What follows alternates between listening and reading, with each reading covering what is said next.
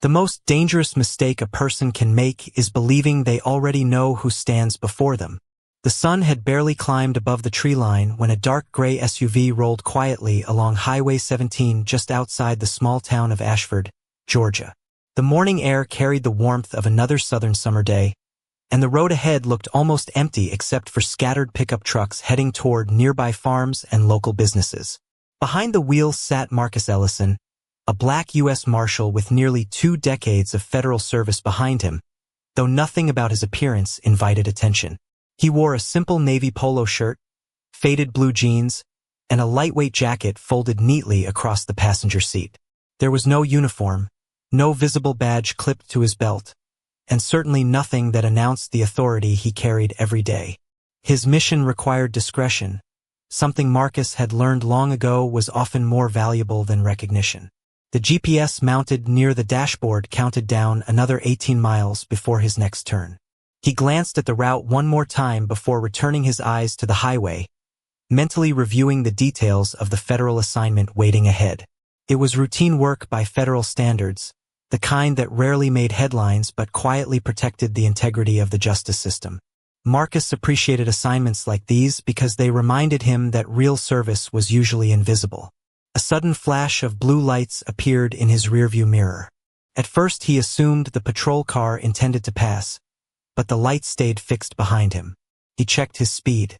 53 in a 55-mile-per-hour zone. He signaled calmly and eased his SUV onto the gravel shoulder, the tires crunching softly beneath him. Dust drifted into the humid morning air as the engine settled into silence. Marcus rested both hands on the steering wheel exactly where they could be seen. It was a habit formed through years of experience rather than nervousness. He had participated in countless traffic stops from the other side, and he understood how quickly ordinary moments could become tense when assumptions replaced facts.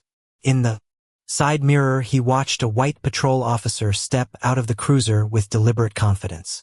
Officer Ryan Whitmore adjusted his duty belt, squared his shoulders, and walked toward the driver's window without any hint of urgency. His expression suggested he had already decided what kind of person he was about to meet before saying a single word. Marcus lowered the window as Ryan approached. "Morning," Marcus said evenly. Ryan barely acknowledged the greeting before scanning the interior of the vehicle with slow, skeptical eyes. His gaze lingered on Marcus for a moment longer than necessary before drifting toward the center console and back again. The silence stretched just long enough to make the encounter feel different from every ordinary traffic stop Marcus had experienced before. Somewhere beyond the pine trees, another vehicle passed without slowing, completely unaware that 2 strangers had just crossed paths in a moment neither of them would ever forget. Officer Ryan Whitmore rested one hand near his duty belt while keeping his attention fixed on the man inside the sport utility vehicle.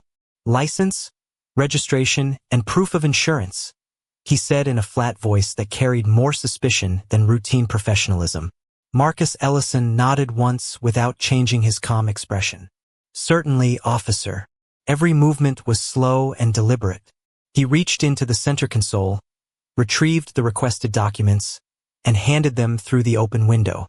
Ryan accepted them but barely glanced at the paperwork before studying Marcus again. "Where are you headed this early?" Marcus answered honestly. "I am traveling on official business." Ryan tilted his head slightly. "Official business for who?" Marcus paused for only a moment before responding. "The United States Marshal Service." The words seemed to hang in the warm morning air. Ryan gave a short laugh that sounded closer to disbelief than amusement. "That is an interesting answer." Marcus remained composed. "It is also the truthful one." Ryan looked down at the documents again, then back at Marcus with narrowed eyes. "Step by step, Mr. Ellison. If you are claiming to be a federal law enforcement officer, then you should have credentials." Marcus reached inside his jacket resting on the passenger seat and carefully removed a leather credential wallet. He opened it slowly and presented the identification exactly as he had done countless times during joint operations with local, state, and federal agencies. The gold badge reflected a thin beam of morning sunlight while the official identification card sat clearly beside it. Ryan stared for several seconds before his expression hardened instead of relaxing. "You expect me to believe this?" he asked. Marcus did not pull the credentials away. "You are welcome to examine them." Ryan shook his head. "Anybody can buy convincing props these days." Marcus answered in the same steady tone. "Counterfeit federal credentials are serious crimes. That is exactly why authentic credentials contain multiple security features." Ryan did not appear interested in hearing the explanation. He folded his arms briefly before speaking again. "I have worked this county for years, and I have never seen you before." Marcus replied, "That is not unusual. My assignments take me wherever the Department of Justice sends me." Ryan's eyes remained fixed on the badge. Convenient answer. Passing drivers slowed slightly as they noticed the patrol vehicle on the shoulder, but traffic continued moving without interruption. The quiet highway seemed strangely disconnected from the growing tension beside it. Marcus could feel the familiar weight of experience reminding him to remain patient. He had learned that arguments rarely changed assumptions made too early. Facts did. Ryan finally handed back the driver's license but kept looking at the federal credentials without accepting them. "I am going to need more than a shiny badge and a story." Marcus gently closed the credential wallet and placed it back in his hand. "Then I am happy to cooperate with whatever lawful verification process you choose." Ryan took one slow step backward, resting his radio microphone against his shoulder as though preparing for the next move. Neither man raised his voice. Neither man made a sudden gesture. Yet the quiet certainty in Marcus's eyes stood in complete contrast to the growing confidence in Ryan's assumptions, and somewhere beneath that silent exchange, the course of the entire morning had already begun to change. Ryan Whitmore pressed the button on his shoulder microphone without taking his eyes off Marcus Ellison. His voice remained controlled as he requested a routine records check, carefully emphasizing that the driver was claiming to be a federal law enforcement officer. A burst of static answered before the dispatcher acknowledged the request. The waiting began. Ryan looked back toward Marcus with an expression that suggested the silence itself was evidence. "Until I know exactly who you are, I need you to step out of the vehicle." Marcus nodded without hesitation. "I understand." He opened the door slowly, stepped onto the gravel shoulder, and stood with the same calm posture he had maintained since the traffic stop began. The warm Georgia breeze moved gently through the pine trees while distant traffic continued flowing as though nothing unusual was happening. Ryan walked a slow circle around the sport utility vehicle, studying every detail. Government license plates were not uncommon in his county, but neither were convincing imitations. In his mind, caution justified every question. Marcus remained patient. He had spent enough years working alongside local departments to understand that uncertainty often produced hesitation. What concerned him was not the verification itself, but the growing certainty Ryan seemed to have reached before any facts had been confirmed. "Do you mind if I ask what assignment brings you through Ashford?" Ryan asked. "I am not at liberty to discuss an active federal matter," Marcus answered politely. "That information is protected." Ryan gave another skeptical smile. "Convenient again," Marcus simply replied. "Professional responsibility sometimes sounds inconvenient." Another patrol vehicle rolled onto the shoulder several minutes later. A younger officer stepped out, glanced toward Ryan, and quietly waited for instructions. Ryan walked over and spoke in a lowered voice, occasionally looking back toward Marcus. Although the words could not be heard clearly, the younger officer's expression shifted from curiosity to uncertainty. Marcus noticed the exchange but offered no comment. He understood that every additional assumption made without verification only complicated what should have been a straightforward encounter.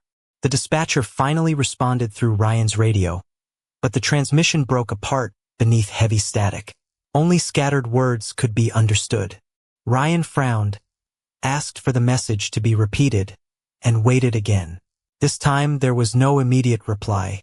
Cell coverage in the rural area had always been inconsistent, and the delay only seemed to reinforce Ryan's doubts.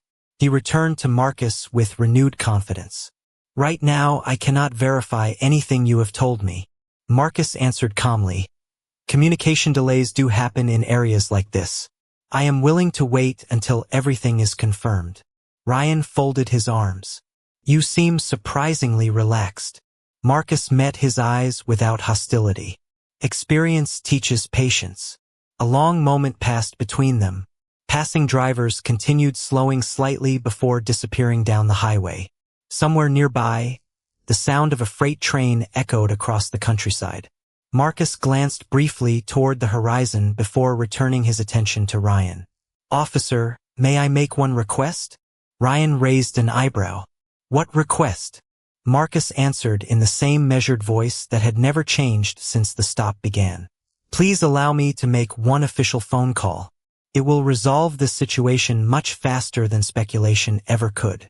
Ryan studied Marcus for several silent seconds, weighing the request against his own growing assumptions, unaware that the decision he made during the next few moments would determine how the rest of the day would be remembered by everyone standing on that quiet stretch of highway. Ryan Whitmore let the request hang in the air for several seconds before giving a slow shake of his head. One phone call does not magically make a story true, he said. Marcus Ellison answered without the slightest hint of frustration. No, officer. It simply allows the right people to verify the facts. The younger officer standing a few feet away shifted his weight but remained silent. Even he seemed to recognize that the conversation had become less about a traffic stop and more about two very different views of trust. Ryan looked toward the quiet highway, then back at Marcus. Fine. One call. Put it on speaker. Marcus reached into his pocket with deliberate care, removed his cell phone, and unlocked it. His hands never trembled. He selected a number from memory rather than searching through a contact list. Ryan noticed that detail but said nothing. After 2 rings, a calm professional voice answered. United States Marshal Service Operations. Marcus spoke with the same measured tone he had used since the beginning of the encounter. This is Deputy United States Marshal Marcus Ellison. I need identity verification regarding a roadside stop in Ashford, Georgia. There was a brief pause before the voice immediately became more formal. Marshal Ellison, please confirm your credential number. Marcus recited the number from memory without hesitation. Ryan listened closely, convinced that anyone could rehearse a conversation if given enough time. Another short silence followed. Then the voice on the phone replied, Identity confirmed. Please remain where you are. We are notifying the appropriate chain of command immediately. Marcus simply answered, Thank you. He ended the call without adding another word. Ryan folded his arms with a skeptical smile. That proves very little. Anybody can ask a friend to answer a phone. Marcus slipped the device back into his pocket. You are free to verify through any official channel available to you. Ryan looked at the younger officer. Run every database you can access. I want everything. The younger officer nodded and returned to the second patrol vehicle. Minutes passed. The summer heat grew stronger, and the morning sun climbed higher above the trees. A local delivery truck rolled by, its driver slowing just enough to glance at the unusual scene before continuing down the highway. The dispatcher attempted another radio transmission, but static interrupted most of the message once again. Ryan sighed in frustration. Rural communication problems were nothing new yet today. They seemed determined to appear at the worst possible moment. Marcus remained exactly where he had been asked to stand, showing no sign of impatience. He glanced briefly at his watch, not because he feared the delay, but because he understood that every passing minute placed his federal assignment further behind schedule. Even then, he offered no complaint. The younger officer returned carrying a puzzled expression. Some systems are not returning complete information, he said quietly to Ryan. There are references to restricted federal records that I cannot access. Ryan dismissed the comment with a wave of his hand. Restricted does not mean legitimate. Marcus heard the exchange but remained silent. He had learned long ago that truth rarely needed to compete with assumptions. It only needed enough time to arrive. Far in the distance, almost too faint to notice at first, the low sound of approaching engines drifted across the highway. None of the officers paid much attention. Marcus did not even turn toward the noise. He simply looked ahead with quiet confidence, as though he already knew exactly who was coming and exactly why. The distant rumble grew louder with each passing second until it no longer blended into the background of the quiet Georgia morning. Ryan Whitmore finally turned toward the highway, expecting an ordinary line of traffic, but instead he saw a convoy of dark sport utility vehicles approaching in perfect formation. None of them displayed flashing emergency lights, yet every vehicle moved with unmistakable purpose. The younger officer looked at Ryan with quiet uncertainty. "That is an unusual number of government vehicles for this road," he said softly. Ryan kept his attention fixed on the approaching convoy. Probably passing through. Marcus Ellison remained exactly where he stood, showing no surprise at all. The first vehicle slowed, followed immediately by the others, each pulling smoothly onto the shoulder several yards away from the patrol cars. Doors opened almost in unison. Men and women dressed in professional business attire stepped out with visible federal credentials displayed at their waists or around their necks. There was no shouting, no unnecessary urgency, only calm precision. Their confidence alone changed the atmosphere surrounding the roadside stop.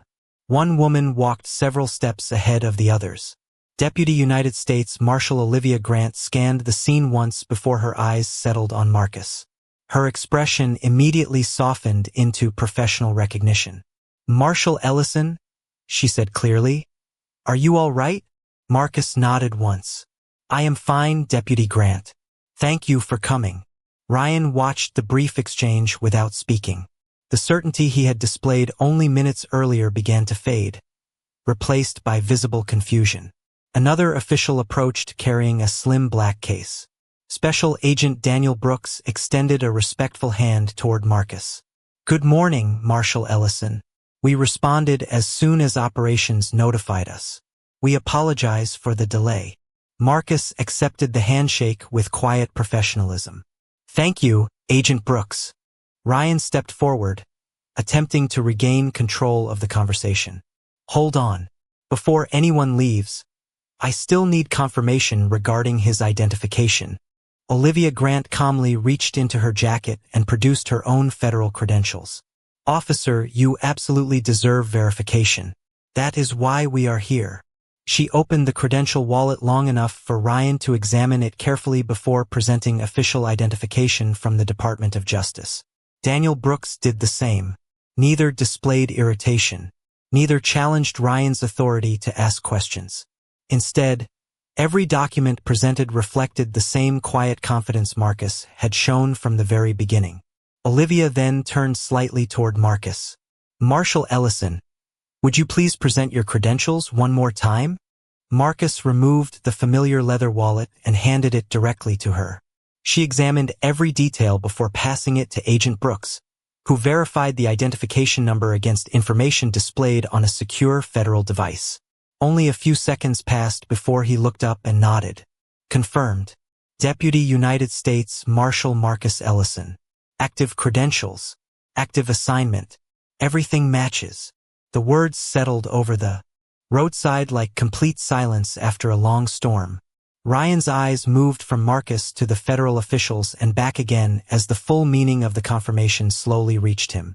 The younger officer lowered his gaze, suddenly understanding why the restricted records had appeared moments earlier.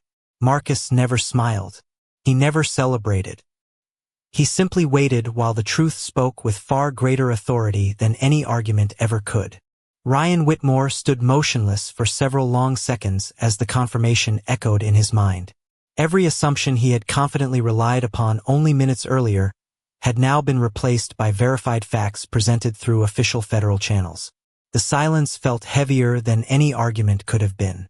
Deputy United States Marshal Olivia Grant carefully returned Marcus Ellison's credentials with the same professional respect shown throughout the entire exchange. "Thank you, Marshal Ellison," she said. "Operations has documented the verification. Your assignment remains active, and we are prepared to assist with anything you need." Marcus accepted the credential wallet with a simple nod. "I appreciate the quick response."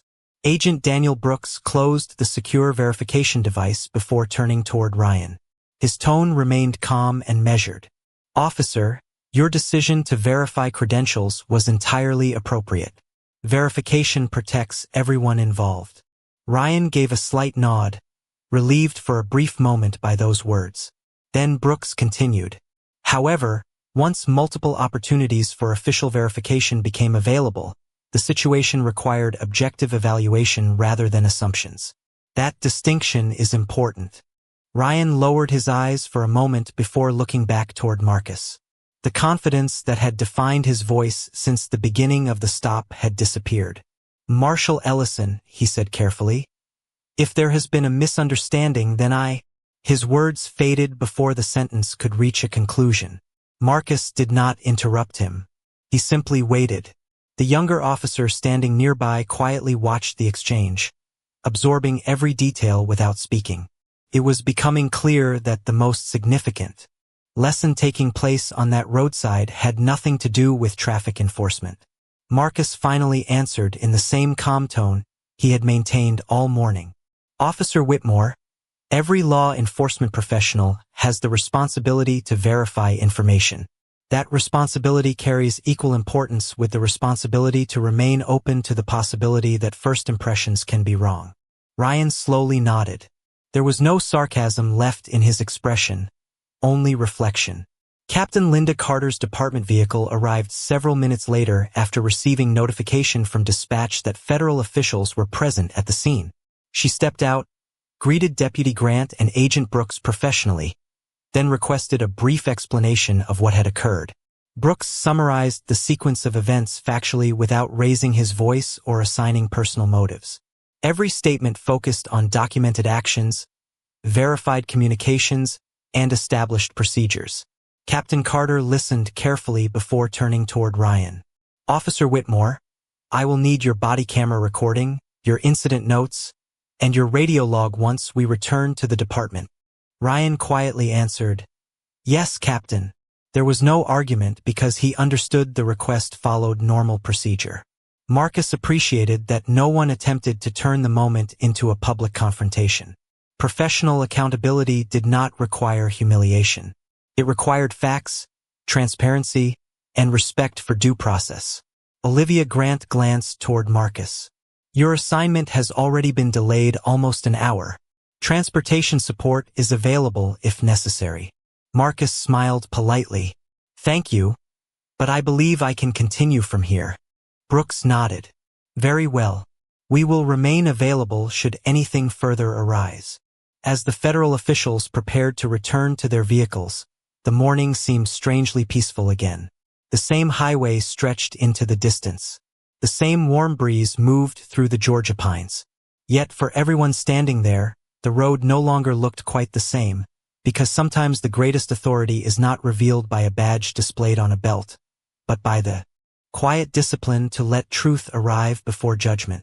Captain Linda Carter remained on the shoulder long after the federal vehicles had begun pulling back onto the highway. She watched them disappear into the distance before turning her attention toward Officer Ryan Whitmore. There was no anger in her expression, only the quiet seriousness of someone who understood that trust in law enforcement was built one decision at a time. "Officer Whitmore," she said evenly, "return to your patrol vehicle and preserve every recording associated with this stop. Body camera footage, radio traffic, dispatch logs, and your written observations will all become part of the administrative review." Ryan nodded without hesitation. "Yes, Captain." His voice carried little resemblance to the confidence he had displayed earlier that morning. The younger officer quietly stepped beside him. "Do you need any help uploading the recordings when we get back?" Ryan looked at him for a moment before answering. "No, I can handle it." Marcus Ellison stood beside his vehicle, waiting patiently while the local department completed its procedures. He made no attempt to hurry anyone.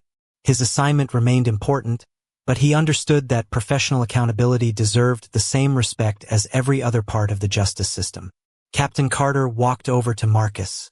"Marshal Ellison, on behalf of this department, I appreciate your patience throughout this situation." Marcus offered a polite smile. "Captain, I appreciate your willingness to address it professionally." She nodded thoughtfully. "We owe that to every person we serve." Nearby, The younger officer quietly replayed parts of the incident in his own mind. He remembered Marcus answering every question calmly. He remembered the badge being presented without hesitation. He remembered the request for verification instead of confrontation. Piece by piece, the morning looked very different now than it had only an hour earlier. Ryan opened the door of his patrol vehicle but paused before getting inside. He turned toward Marcus. "May I ask you one question?" Marcus nodded. "Of course." Ryan hesitated before speaking. "When I questioned everything you told me, why did you never lose your patience?" Marcus looked toward the long stretch of highway before answering. "Because frustration rarely changes another person's mind. Facts do. Procedures do. Time does.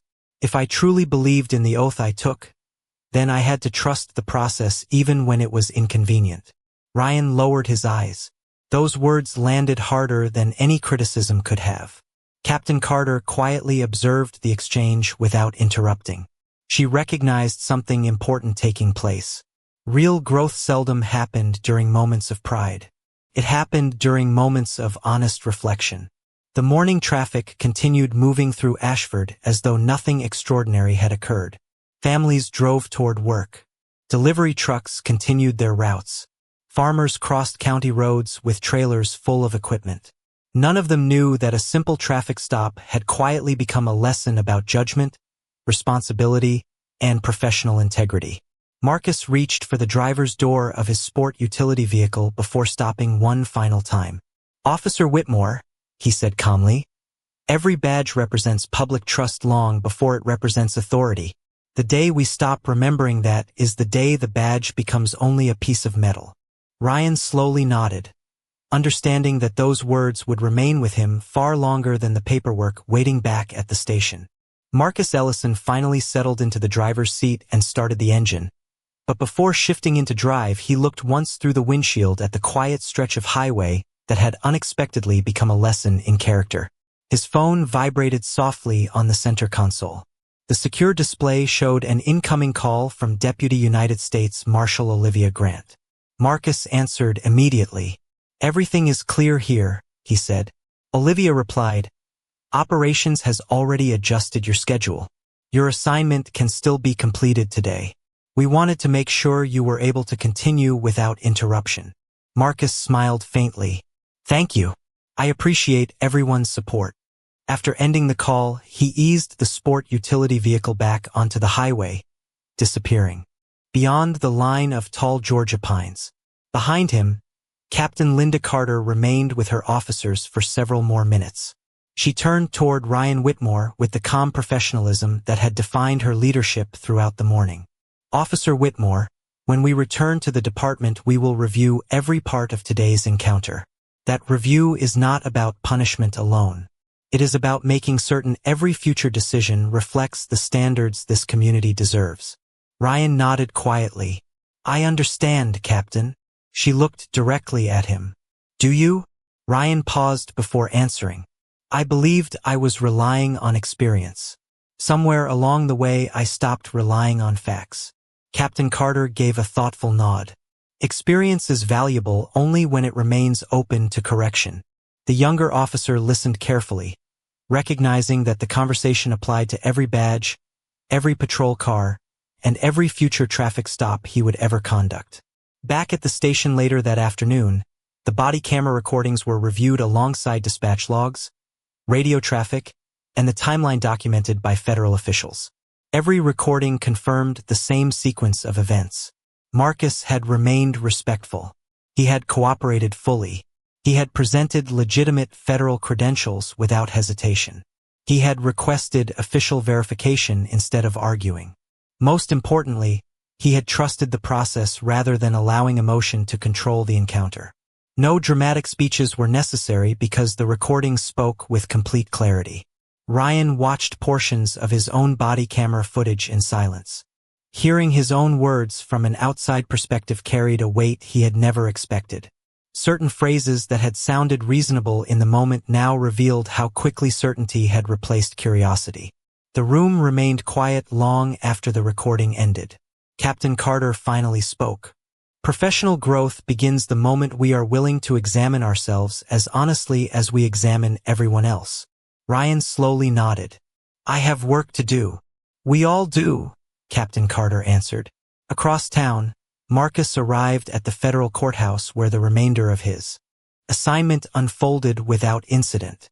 To everyone he met there, the morning was simply another delay caused by travel.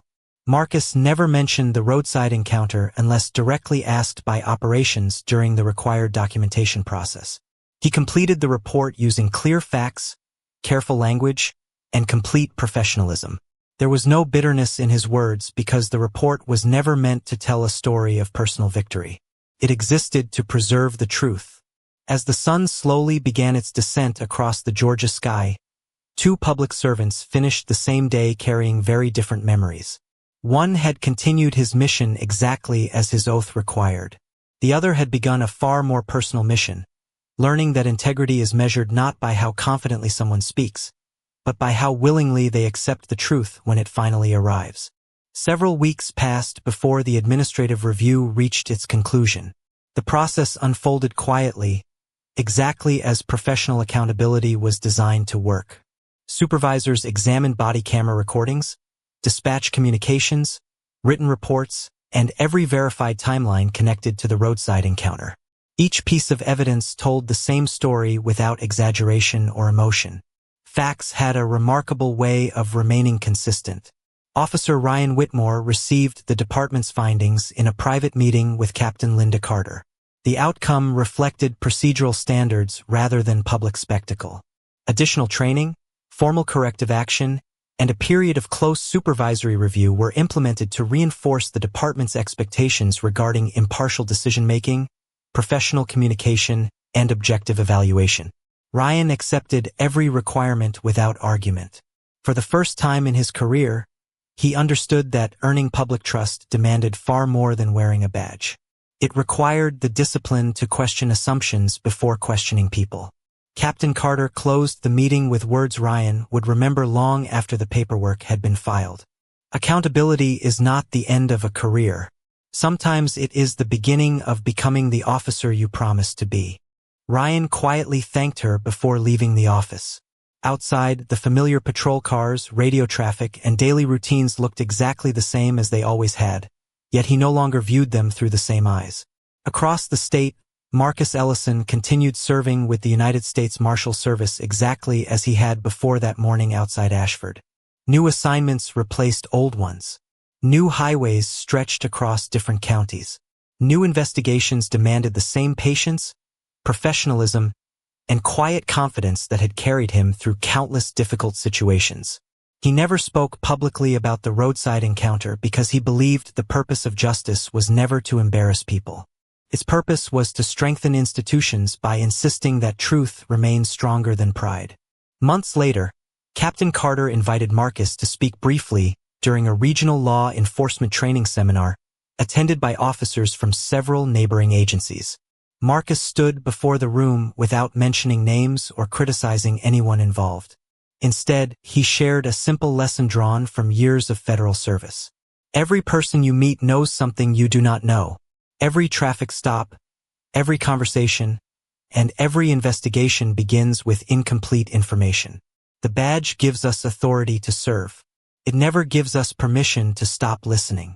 The room remained silent long after he finished speaking. Many officers quietly reflected on moments from their own careers when first impressions could have led them in the wrong direction. As the seminar ended, Ryan approached Marcus one final time. "Marshal Ellison," he said sincerely, "I cannot change that morning, but I can decide what kind of officer I become after it." Marcus extended his hand with the same calm dignity he had shown from the beginning. "That decision belongs to you every single day." Ryan accepted the handshake with genuine respect. There were no cameras recording the moment. No headlines announced it. No crowd applauded.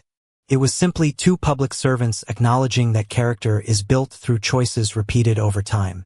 As Marcus walked toward the parking lot beneath the fading afternoon sunlight, he glanced once at the American flag moving gently above the courthouse and continued forward without looking back. Some people believe justice arrives with the loudest voice in the room. The truth is often much quieter. Justice arrives when facts are allowed to speak, when dignity refuses to disappear, and when a person chooses integrity over assumption, because a badge may identify authority, but character is what makes that authority worthy of trust.